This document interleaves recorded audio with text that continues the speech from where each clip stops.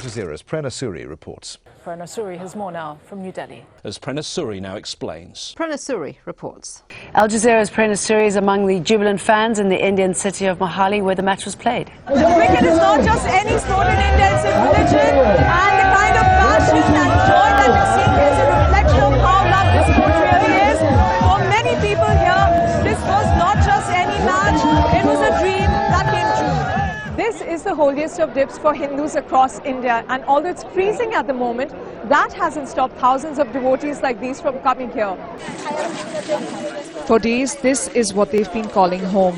Families in eastern India camping by the roadside, their homes washed away by flash floods. Locals have been telling us that there were over 200 villages all across this area, and as you can see, literally nothing is left now. The airline, which has been facing financial problems, has had its fleet grounded and has been unable to pay its staff. Prerna Suri has more now from New Delhi.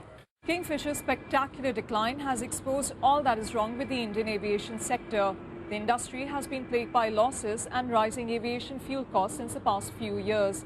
And the decision to suspend Kingfisher isn't going to bring much confidence among foreign investors. This general ward can probably accommodate about 40 children at best, but as you can see, there are more than 200 children crammed into this tiny space.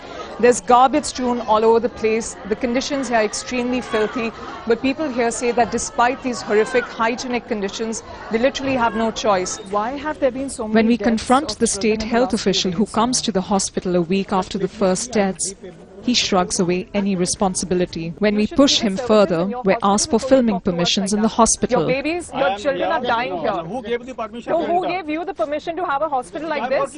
But while the government continues to shirk its responsibility, more children are dying. If anything of this nature happens, for me to say that I cannot be blamed at all is wrong. Some critics also say that there was a failure at an intelligence level, which may have led to the Mumbai attacks being overseen. Is that correct? Do you think that is justified? Well, you can say anything you would like to say, but then intelligence was available. It was. Just as Lakshmi was recovering from her trauma, she was raped yet again. This time, the attacker was a friend of the unknown woman who brought her from her home state of Jharkhand to work as a domestic help. In another corner of New Delhi, this woman tells us how she was raped by her recruiting agent. Officially, there are 4.5 million women working as domestic workers in India, but unofficially, the numbers could be as high as 90 million. Many of them work inside homes like these, where their work is never seen and their abuse never reported. Ground to a halt. Hundreds of millions of people go on strike in India. From the capital, New Delhi, Prerna Suri reports.